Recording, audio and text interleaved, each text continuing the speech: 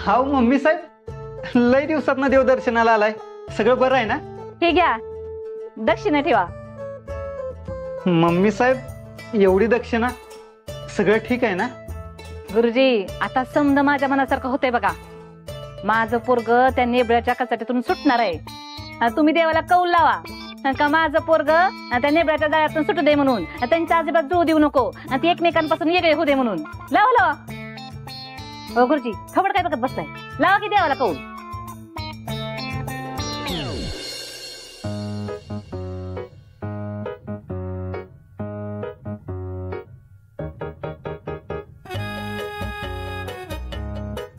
हे सपने, आधीची ती चित्री होती का नाही, चित्रकाराची मैत्रीण, ती नुसती चित्र होती बघ. आत्ताची आलेली बाई आहे का नाही, ती कशी चटकी सारखी केस सोडते का नाही बघ.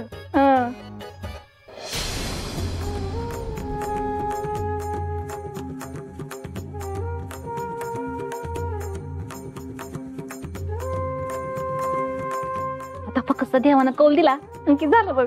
हा वय वय.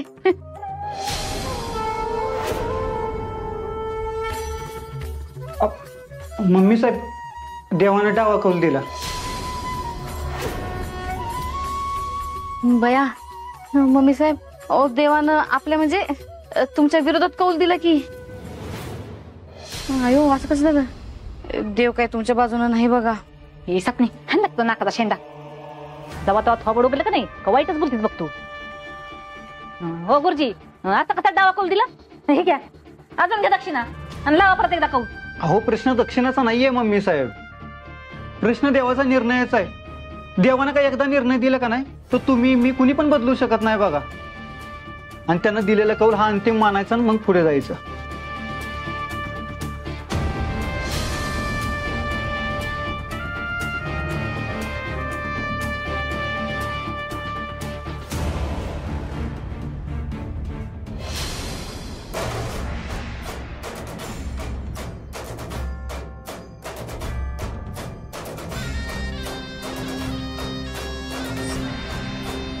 देवानं डावा जरी कौल दिला असला का नाही,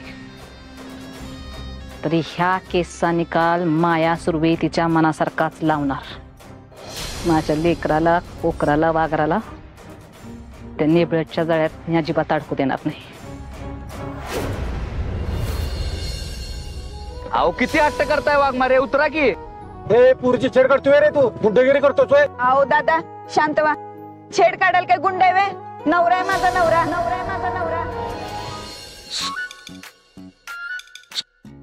तुम्ही ना सुरटाचं फुलपाखरू होताना बघितलं असेल. तुम्हाला प्रेमात वाघाचं मांजर होताना बघायचंय का? लाईव्ह